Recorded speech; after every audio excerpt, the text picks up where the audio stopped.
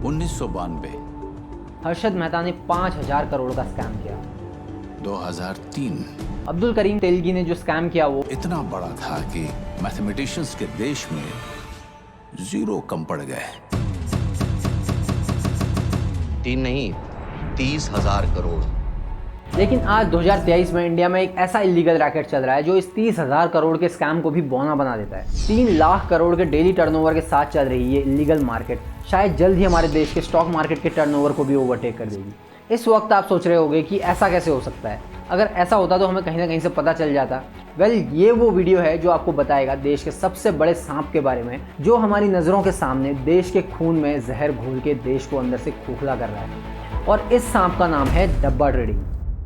डब्बा ट्रेडिंग, जिसे बकेटिंग या फिर ऑफ एक्सचेंज ट्रेडिंग भी कहा जाता है, इसमें ट्रेडर्स अलग अलग फाइनेंशियल इंस्ट्रूमेंट्स में ट्रेड करने के लिए बेट करते हैं या यूं कहें कि सट्टा लगाते हैं। ये बेट्स प्राइवेटली करी जाती हैं ट्रेडर्स के बीच में और इन्हें कोई बंदा बीच में ब्रोकर बन के कंडक्ट करवा सकता है, जिन्हें डब्बा ऑपरेटर्स कहा जाता है। जैसे मैच में सट्टा लगाने के लिए बुकी होता है, सेम उसी तरह। इसी तरीके से पार्टिसिपेंट्स आपस में प्रॉफिट और लॉस को सेटल कर लेते हैं और रेगुलेटरी अथॉरिटीज को भी बाईपास कर देते हैं। अब ना होगा केवाईसी का झंझट और ना मार्जिन पेमेंट का। डब्बा ट्रेडिंग की शुरुआत होती है इंसानों के बेसिक गैम्बलिंग नेचर से। इंसानों का दिमाग हमेशा से ही अनप्रेडिक्टेबल डोपामिन हिट्स के लिए क्रेव करता रहा है, जिस वजह से गैम्बलिंग के अर्लीस्ट इंस्टेंसेस को देखा गया था 1st सेंचुरी BC चाइना में, जहां गैम्बलिंग हाउसेस में जानवरों की लड़ाई पर बैटिंग हुआ करती थी। तब से लेकर आज तक लगभग हर उस इवेंट में गैम्बलिंग होती है जिसका आउटकम प्रोबेबिलिटी या फिर लक पे बेस्ड होता है, जैसे कि मोस्ट कॉमनली स्पोर्ट्स बेटिंग या फिर कसिनो गेम्स में बेटिंग। इसके अलावा फाइट्स पे ऑस्कर या फिल्मफेयर अवार्ड्स किसे मिलेगा या फिर इलेक्शंस कौन जीतेगा, यहाँ तक कि सेलिब्रिटीज की डेथ कब होगी या फिर किम जोंग उन कब तक पावर में रहेगा। That is fucked up. तो जैसे जैसे स्टॉक मार्केट्स बड़े होने लगे और उन पे ट्रेडिंग वॉल्यूम बढ़ने लगा तो गैम्बलर्स यहाँ भी गैम्बल करने की अपॉर्चुनिटी ढूंढने लगे। लेकिन और तरह की गैम्बलिंग से ये थोड़ा अलग था, क्योंकि ये रियल लाइफ बिजनेसेस के बेसिस पे होता था एंड पास्ट प्राइसेस के बेसिस पे जज किया जा सकता था कि स्टॉक मार्केट किस डायरेक्शन में जाएगी। बट धीरे धीरे जब स्पेक्युलेटिव एक्टिविटी ज्यादा बढ़ी तो स्टॉक मार्केट गैम्बलर्स के लिए ट्रेड करने का सबसे आसान और कन्वीनियंट तरीका बन गया। और टैक्स भी नहीं देना पड़ेगा। इसे कहते हैं डब्बा ट्रेडिंग।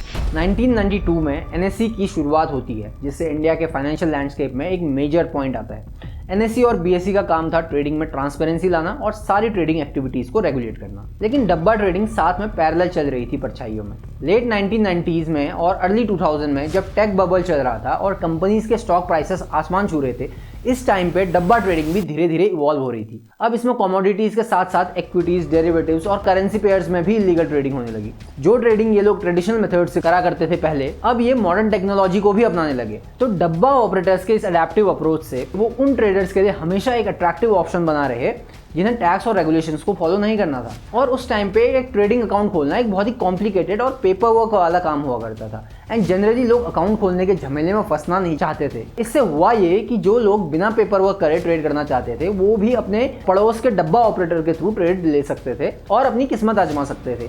पर जैसे जैसे इंडियन इकोनॉमी आगे बढ़ रही थी और लोग अमीर हो रहे थे, तब ऐसे लोगों का नंबर भी बढ़ा जो अनफेयर मीन्स से बहुत सारा पैसा कमा रहे थे एंड इस पैसे को गवर्नमेंट के आगे डिस्क्लोज नहीं कर सकते थे। अब इन ही बिजनेसमैन, पॉलिटिशियंस या जो भी ये लोग थे, इनको उस पैसे को भी इन्वेस्ट करके और पैसा बनाना था एंड पैसे से पैसा बनाने का बेस्ट तरीका होता है स्टॉक मार्केट, ये हर किसी को पता है। लेकिन सिंस ये ब्लैक मनी है तो लोग बिना गवर्नमेंट की नजरों में आए स्टॉक मार्केट का फायदा नहीं उठा सकते थे।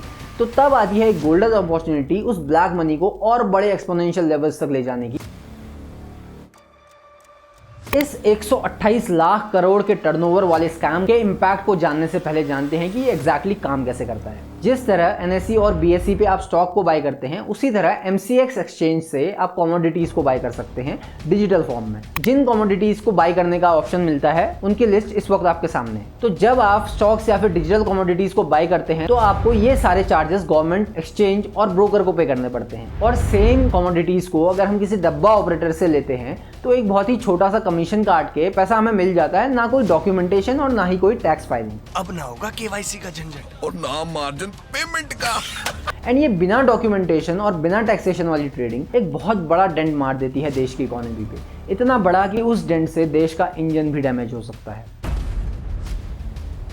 लास्ट क्वार्टर में जीएसटी कलेक्शन 1.87 लाख करोड़ का था। ये अब तक का हाईएस्ट रिकॉर्डेड टैक्स कलेक्शन है, जो कि देश के लिए एक अच्छी खबर है। सिमिलरली गवर्नमेंट को स्टॉक मार्केट ट्रेडिंग के टैक्सेशन से एसटीटी और कैपिटल गेन्स को मिलाकर करीब 1 लाख करोड़ टैक्स मिला है, जो हमारे देश के बजट को और भी बड़ा बनाता है। एंड जिस अमाउंट से government various development, infrastructure, defence, education और बाकी सारे फील्ड्स में इन्वेस्ट करती है, जिससे ओवरऑल इकोनॉमी ग्रो करती है। तो यहाँ पर अगर हम एक सिंपल सा लॉजिक लगाएं और एक हाइपोथेटिकल सिचुएशन बनाएं, अगर कोई टैक्सेस पे नहीं करेगा तो क्या होगा? गवर्नमेंट के पास पैसे कम आएंगे and as a result economy नहीं बढ़ेगी। एंड फिर टैक्स नहीं आएगा तो आईएमएफ और वर्ल्ड बैंक के पास जाके गवर्नमेंट ने लोन्स लेने पड़ेंगे एंड फिर पाकिस्तान की जैसी हालत हो जाएगी इंडिया की भी। हमें खत्म कर दो, हमें नहीं चाहिए, आटा नहीं चाहिए, गाड़ी किसने खड़ी है, गाड़ी चलाओ हमारे ऊपर। Imagine that for a second. यही same type of challenge dabba trading pose कर रही है आज के टाइम पे to the economy of India. Currently Indian stock market का डेली टर्नओवर है around 10 lakh crore per day and dabba trading का डेली टर्नओवर भी एस्टिमेट किया गया है कि वो 3 लाख करोड़ पर डे का है, जो कि बहुत ज्यादा दूर नहीं है। जब लोग अपनी ब्लैक मनी को यूज करके इलीगल मीन से उस ब्लैक मनी को डबल कर देंगे एंड टैक्स के नाम पे गवर्नमेंट के पास 128 लाख करोड़ टर्नओवर पे टैक्स नहीं आएगा, तो पैसे देश के डेवलपमेंट में यूज होने की बजाय स्विस बैंक्स में या फिर करप्ट लोगों की घरों की दीवारों के अंदर होंगे। इस डब्बे के थ्रू मनी लॉन्ड्रिंग और टैक्स इवेजन होने के साथ साथ ये हमारी स्टॉक मार्केट के पोटेंशियल को रियल और इलीगल में बांट देता है, जिससे हम बाकी ग्लोबल मार्केट से कंपीट नहीं कर पाते हैं। इसका इम्पैक्ट ना सिर्फ देश की ओवरऑल इकोनॉमी बट आम लोगों पे भी उतना ही पड़ रहा है। इंडिया में मेजॉरिटी ऑफ कॉमन लोगों को पता नहीं होता है कि प्रॉपर ट्रेडिंग कैसे करी जाती है, किस तरह से उन्हें फाइनेंशियल नॉलेज लेनी चाहिए एंड कैसी जगहों पर उन्हें अपने पैसे डालने चाहिए। परचेसिंग पावर पैरिटी के हिसाब से एक लो इकोनॉमी होने की वजह से लोगों के ड्रीम्स यहाँ पे बड़े हैं, उनको फुलफिल करने के मीन्स बहुत कम। एंड स्टॉक मार्केट के नाम सुनते ही लोगों के दिमाग में ये परसेप्शन बन चुका है कि स्टॉक मार्केट का मतलब है लाखों का प्रॉफिट हर दिन। एंड ऐसा क्यों होता है?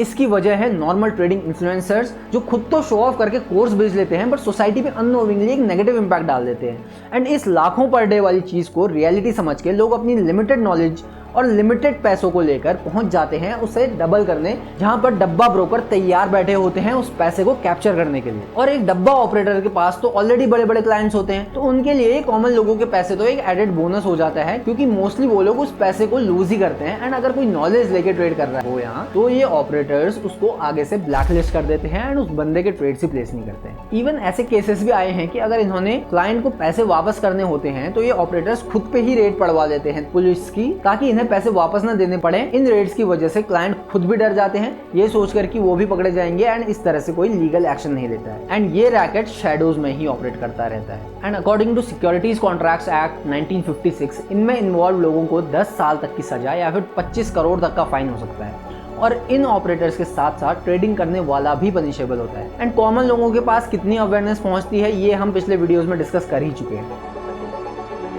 टाइम टू टाइम कुछ केसेस न्यूज में आते हैं जिन्हें पकड़ा जाता है, लेकिन अगर इस मार्केट का स्केल हम देखें तो ये स्कैम मेजरली शैडोज में रह के ही ऑपरेट करता है एंड रेयरली ही कभी कोई पकड़ा जाता है। इवन दो ये डब्बा ऑपरेटर्स ओपनली फंक्शन करते हैं, इनकी वेबसाइट्स आपको एक गूगल सर्च या फिर एक फेसबुक सर्च में मिल जाती है, जहां पर आप जाकर इनके ऐप में रजिस्टर करके इनके पास ट्रेड करना स्टार्ट कर सकते हो। यह आपके सामने एक एग्जांपल है ऐसी एक वेबसाइट का, और ऐसे ही n नंबर ऑफ एग्जांपल्स आपको मिल जाएंगे। clamping down on them like never before so that we don't get those Ponzi apps taking away hard-earned money. लेकिन पकड़ा कोई नहीं जाता है। अगर कोई पकड़ा भी जाता है एंड न्यूज में आता है तो वो मेजरली छोटी अमाउंट के डब्बों को चला रहा होता है एंड इसमें छोटे डब्बे का साइज भी 4000 करोड़ का होता है। सेबी की तरफ से देखें तो उन्होंने अपनी वेबसाइट पे एक पेज डेडिकेट किया है डब्बा ट्रेडिंग को, जिसमें 2 क्रिंजी एड्स डाले हुए हैं लोगों में अवेयरनेस फैलाने के लिए। हमारी वीडियो रिसर्च का ये पार्ट था, तब हम इस पेज पर पहुंचे, अदरवाइज आई हाईली डाउट कि कोई एजुकेट होने के लिए यहाँ पर जाएगा। And that is all they are doing to stop these people. सिर्फ MCX की वेबसाइट पर आपको ऑप्शन मिलता है टू रिपोर्ट डब्बा ट्रेडिंग, जिसमें आप बस कमोडिटी रिलेटेड कंप्लेंट्स सबमिट कर सकते हैं। लेकिन अगर अब हमें इस रैकेट के बारे में पता चल गया है तो हम समझ जाएंगे कि इसमें हमें ट्रेड नहीं करना है, बट जिसने नहीं समझा है वो क्या कर रहे हैं, उन तक ये इन्फॉर्मेशन पहुंचने का कोई तरीका नहीं है। तो प्लीज इस वीडियो को शेयर करें अपने फ्रेंड्स एंड फैमिली में, इससे पहले कि वो इस जाल में फंस जाएं। इस पैरेलल ट्रेडिंग रैकेट के अलावा यूट्यूब पर स्टॉक मार्केट ट्रेडिंग के नाम पे कुछ स्कैमर्स अपने चैनल चला रहे हैं, जिन्हें हमने प्रॉपर्ली एक्सपोज किया है इस वीडियो में जो इस वक्त आपकी स्क्रीन पर है।